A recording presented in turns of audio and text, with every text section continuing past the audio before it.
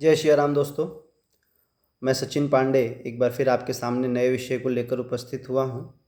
और आज मैं आपको एक प्रासंगिक जो आजकल चल रहा है विषय रामचरितमानस, उसके बारे में आपसे कुछ चर्चा करूँगा।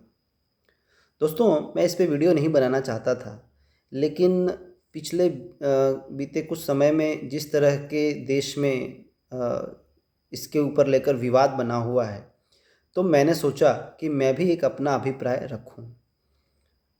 दोस्तों, मैं आपको सिर्फ इतना ही आपसे अनुरोध करना चाहता हूं कि हमारे देश में, हमारा देश ऋषि मुनियों का देश है। ऋषि मुनि संत विद्वानों का देश है। हमारा देश विश्व गुरु कहलाता था। विश्व गुरु इसीलिए कहलाता था, गुरु ज्ञान का हमारे पास भंडार था। हम ज्ञान की शुरुआत हमने की, दुनिया में ज्ञान हमने दिया। वसुधैव कुटुंबकम का ज्ञान दुनिया को हमने दिया। शून्य दुनिया को हमने दिया। आयुर्वेद की शिक्षा दुनिया को हमने दी। सब कुछ हमने दिया, हमारे ऋषि मुनियों ने दिया। दोस्तों, हमारे ऋषि मुनियों ने बहुत सारी चीज़ों को मंत्रों से, श्लोकों से और ये सब चीज़ों से बांध कर एक माला बनाकर शास्त्रों में, ग्रंथों में रखी, ताकि ये हम तक और आप तक, मतलब उन आने वाली पीढ़ी को ये लाभ पहुंचा सके। इस तरह उन्होंने आयोजन किया इसका। दोस्तों, नालंदा यूनिवर्सिटी में जब नालंदा यूनिवर्सिटी को जलाया गया, तो 6 महीने तक या उससे अधिक समय तक उसमें आग जलती रही। और उस नालंदा यूनिवर्सिटी में, नालंदा विश्वविद्यालय में हमारी काफ़ी पुस्तकें जलकर ख़त्म हो गई। उसके बावजूद भी हमारे लोगों ने हमारी संस्कृति को बचाने के लिए जो उसके पास जो भी उसकी प्रतिलिपियां, कॉपियां या ज्ञान था, उसको संजोए रखा, बनाए रखा और उसको इस तरह से आगे की जनरेशन के लिए दिया जिससे कि उन्हें लाभ हो सके। दोस्तों, हमारी काफ़ी ज्ञान की चीज़ें जल चुकी हैं, नष्ट कर दी गई हैं। हमारे बहुत सारी चीज़ों को ख़त्म कर दिया गया है, लेकिन विश्व गुरु का जो दर्जा हमें मिला हुआ है, तो समय समय पर अनेक ऐसे विद्वान हुए हैं जिन्होंने अपने मार्गदर्शन से, अपने ज्ञान से समाज में जो अंधेरा था, उस अंधेरे को प्रकाश में परिवर्तित करने का काम किया है। इसी कड़ी में मैं बाबा तुलसी दास को प्रणाम करता हूँ, नमन करता हूँ, नमस्कार करता हूँ। बाबा तुलसी ने ऐसे समय में, जब देश में धर्म के प्रति अनाप शनाप प्रचार चल रहे थे, मध्यकालीन युग था जिसमें हमारे विचारों में काफ़ी भिन्नता आ गई थी। समाज अलग अलग रूपों में बटा हुआ था, अलग अलग क्षेत्रों में बटा हुआ था। बाबा तुलसी ने हनुमान जी के मार्गदर्शन से 77 वर्ष की आयु में रामचरितमानस नाम के एक ग्रंथ की रचना की, जो कि इस रूप में की कि हर एक नागरिक को, हर एक व्यक्ति को वो आसानी से प्राप्त हो सके। संस्कृत भाषा में लिखी गई रामायण हर किसी को समझ पाना थोड़ा मुश्किल है, हर कोई नहीं समझ पाएगा। इसलिए बाबा तुलसी ने उसको अवधी भाषा में, लोक भाषा में कन्वर्ट किया, अनुवाद किया और अपने हिसाब से उसको इस तरह से लोगों को पेश किया जिससे कि समाज में धर्म का प्रचार हो, सनातन धर्म का प्रचार हो, भक्ति का प्रचार हो। लोगों में जो शून्यता आ गई थी, जो विकार आ गया था, वो खत्म हो और लोग आनंदपूर्वक अपना जीवन जी सकें। अब मैं बात करूं, जो आज का विवाद है, आजकल का जो विवाद है, वो कुछ अंश को लेकर मैं न्यूज़ देखता रहता हूं, कुछ लोग उसके ऊपर आपत्ति जताते हैं, कुछ लोग उस पर विविध प्रकार की टिप्पणियां करते हैं। हद तो जब तब हो गई जब कुछ लोगों ने उनकी प्रतियां भी जला दी।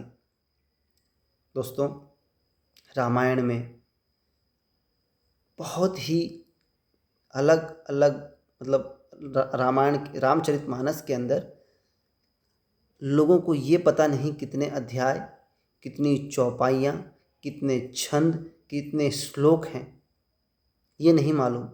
और ऐसे बहुत सारे छंद, चौपाइयाँ या श्लोक हैं जिसका अर्थ भी नहीं पता, लेकिन कुछ अंश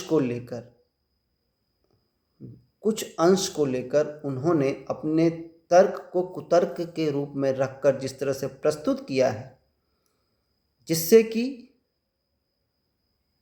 हमारे जो आस्था है उसके साथ खिलवाड़ हो रहा है। देखिए, आपका जो मत है वो भिन्न हो सकता है, आप भिन्न मत से हो सकते हैं, आपका मत भिन्न हो सकता है, लेकिन किसी की आस्था को ठेस पहुंचाना ये कतई भी अच्छा नहीं है।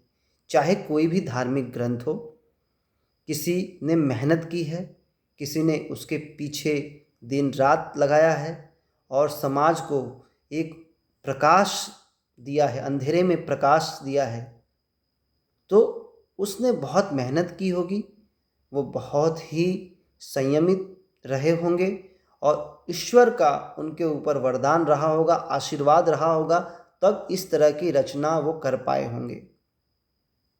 हम और आप इस तरह की रचना नहीं कर सकते। हमें वो दिव्य ज्ञान या दिव्य दृष्टि या दिव्य मार्गदर्शन नहीं मिला है।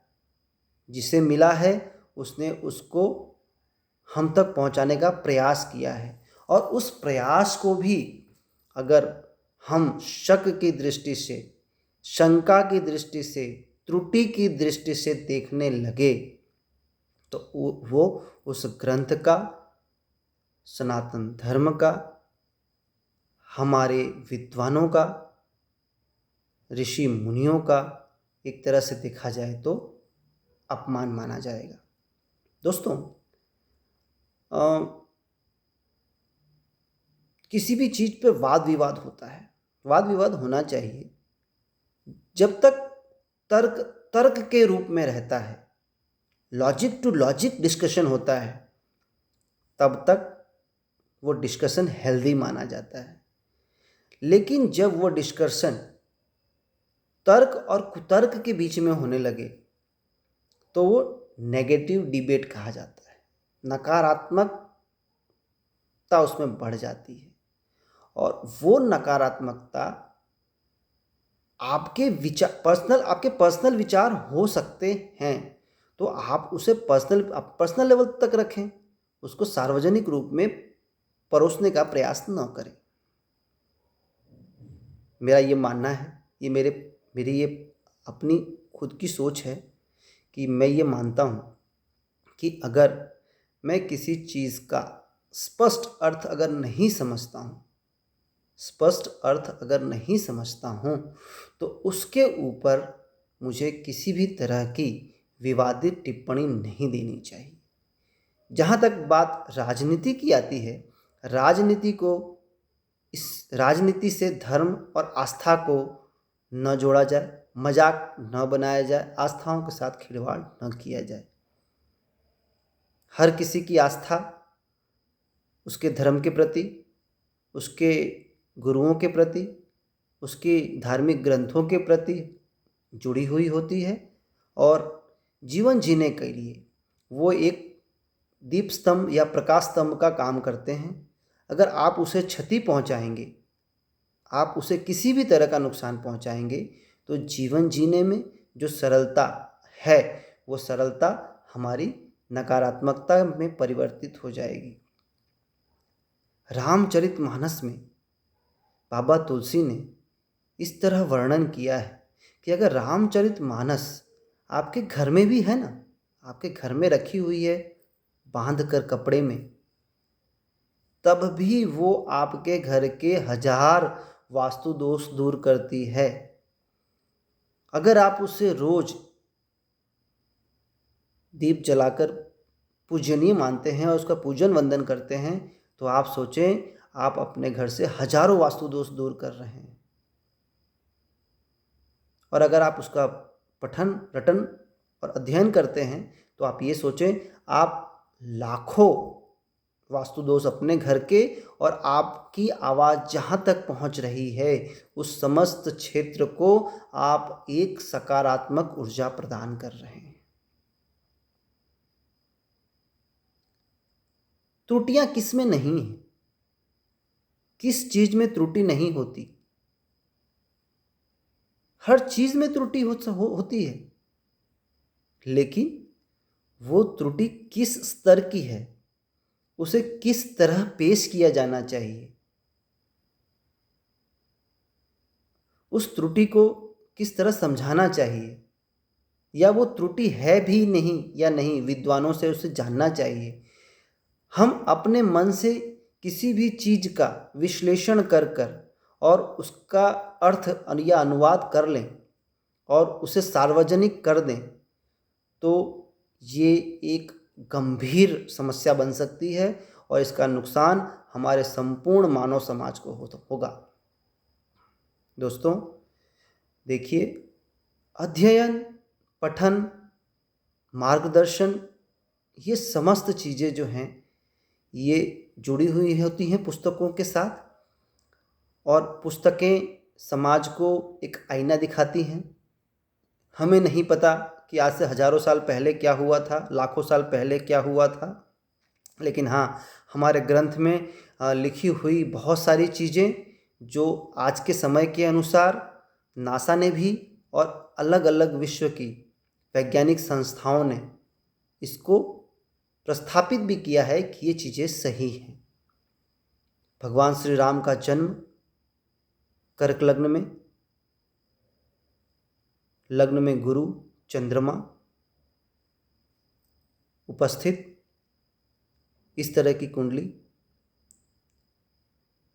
जब भगवान श्री राम की कुंडली बनाई गई है जो हमारे शास्त्रों में बताई गई है, तो ये सारी चीज़ें जब कि भाई चंद्र गुरु की युति लग्न में है, भगवान श्री राम की कुंडली में उच्च के गुरु हैं और चंद्र स्वग्रही हैं, सप्तम भाव में उच्च के मंगल बैठे हैं, तो सप्तम भाव में उच्च के मंगल की उपस्थिति, वहाँ पर उसकी गणना की गई कि सप्तम भाव में उच्च के मंगल बैठे हैं तो वो समय कौन सा रहा होगा, वो उस समय की परिस्थितियाँ क्या रही होंगी।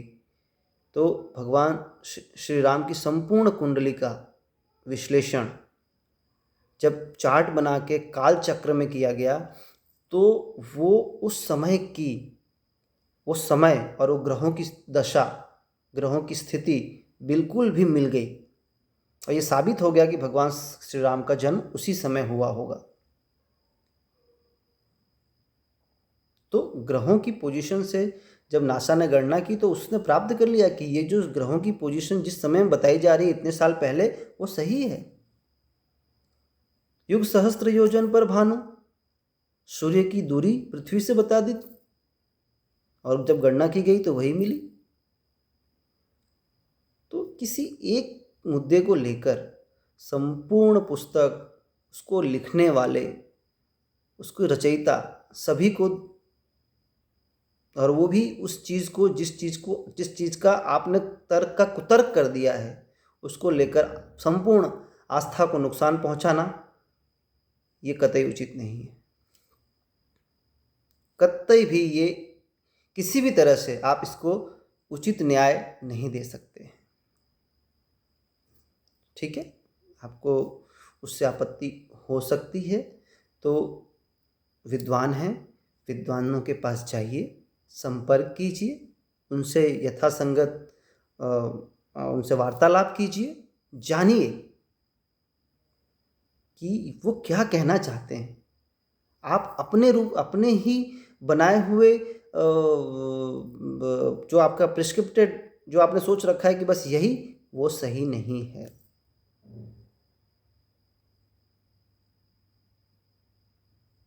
फिर तो लोग इसी तरह सालों जैसे समय बीतता जाएगा, हर चीज़ का अपने हिसाब से अनुवाद करने लग जाएंगे, अपने हिसाब से अपने आप को समझने लग जाएंगे, एक मैं अभी पढ़ रहा था तो कृष्ण भगवान की एक मैंने कविता पढ़ी, कृष्ण भगवान के ऊपर लिखी हुई कि सूरदास तब बिहस यशोदा लय और कंठ लगायो। सूरदास जी कहते हैं कि यशोदा जी ने हंसकर भगवान कृष्ण ऊपर लिखे जो चौपाइयाँ हैं उसके हिसाब से श्री कृष्ण भगवान को गले से लगा लिया। मैया मैं नहीं माखन खायो, वो वाली जो कविता है उसमें। लेकिन समय जब जाएगा तो सूरदास तब बिहस यशोदा लय और कंठ लगायो, लोग ये भी अनुवाद करने लग जाएंगे सूरदास जी ने हंसकर यशोदा को गले से लगा लिया। और वो इस तर्क को इस तरह, उस कुतर्क को इस तरह से तर्क में पेश करेंगे कि वो अपने आप को सही साबित कर देंगे। क्या ये सही है? हमारा अल्प ज्ञान, हमारी जो अल्प ज्ञान है वो इतना नहीं है कि हम इतने बड़े बड़े लोगों को गलत साबित कर सकें। सूरदास जी, तुलसीदास जी, महर्षि वाल्मीकि जी, महर्षि वेद व्यास जी, ये सभी श्रेष्ठ लोग हैं।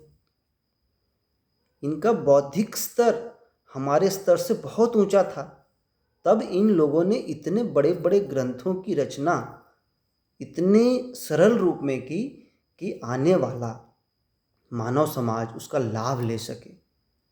और आने वाला जो समाज यानी हम लोग और हमारे आगे भी जो आने वाली पीढ़ियां हैं, अगर उसमें वो उस कॉन्सेप्ट को नहीं समझे, उस कॉन्सेप्ट को ना समझ पाए और उसका तर्क का कुतर्क करने लगे तो वो कहाँ तक न्याय संगत होगा। कॉन्वेंट स्कूल में पढ़े लोग जो धार्मिक ग्रंथों का अध्ययन ही नहीं करते, मैं सभी कॉन्वेंट स्कूल को नहीं बोलता, बहुत सारे ऐसे लोग हैं जो कॉन्वेंट स्कूल में पढ़ते हैं लेकिन अपने घर में संपूर्ण रूप से आस्था, धर्म और सनातन संस्कृति का पालन भी करते हैं, उनको नहीं कहता मैं। लेकिन हाँ, जिन्होंने अपने बेस को त्याग दिया है, अपने आधार को छोड़ दिया है, वो इस तरह की कुतर्कता करते हैं और उस कुतर्कता को करने के बाद भी बड़े ही निर्लज्ज रूप में अपने आप को सही साबित करने का प्रयास भी करते हैं और समाज में इस तरह का मैसेज पहुंचाते हैं कि ये एक बहुत ही गलत चीज़ है, जो वो कर रहे हैं वो सही है, पहले जो हुआ सब गलत हुआ।